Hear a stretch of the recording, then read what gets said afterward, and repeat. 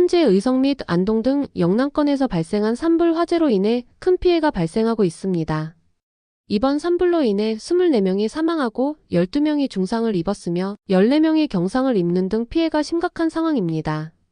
이에 따라 영남권 중대본이 비상 대응에 나섰으며 산불의 원인과 책임에 대한 법적 절차를 정확히 이해하는 것이 매우 중요합니다. 그럼 산불 화재 시 방화범의 형사 및 민사 책임과 보상 절차에 대해 구체적으로 살펴보겠습니다.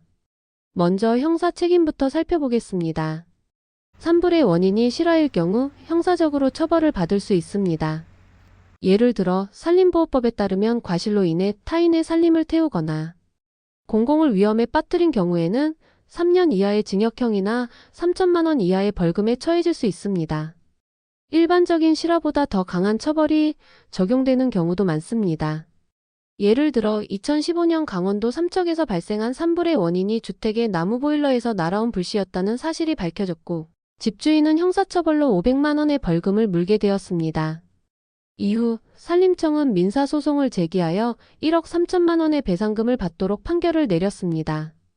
또한 산불이 고의로 발생했다면 형사처벌은 훨씬 더 강력해집니다.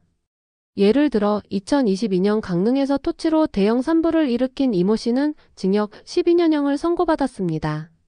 그럼 민사 책임은 어떻게 될까요? 산불로 인한 피해가 발생하면 피해자는 가해자를 상대로 손해배상 청구를 할 수 있습니다. 민사소송을 통해 재산 피해와 인명피해에 대한 보상을 받을 수 있는데 이를 위해서는 발화 지점과 원인을 명확히 밝혀야 합니다. 예를 들어 2016년 충북 충주시에서 발생한 산불은 쓰레기를 태우던 중 발생했으며 이로 인해 가해자는 징역 10개월과 8천만 원의 배상금을 물게 되었습니다.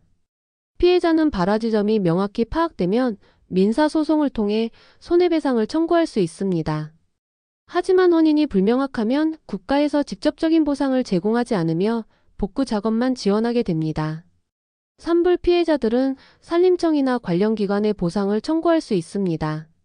산림보호법에 따라 산불 방지 작업 중 사망하거나 부상을 입은 사람들에게는 보상금이 지급됩니다.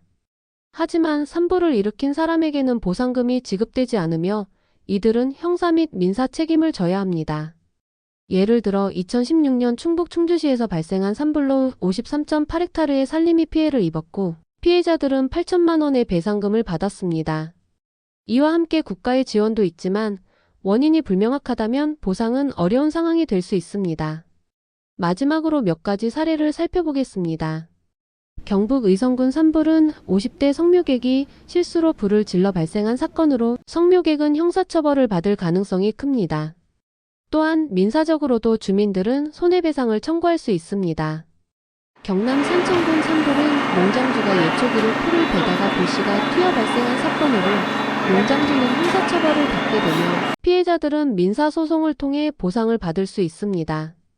울산 울주군 산불은 60대 남성이 용접 불꽃으로 발생한 사건으로 이 남성 역시 형사처벌을 받을 예정입니다. 산불이 발생하면 원인과 발화 지점을 명확히 파악하는 것이 중요합니다. 산불을 일으킨 사람은 형사처벌을 받을 뿐만 아니라 민사적으로도 손해배상을 해야 할 수 있습니다.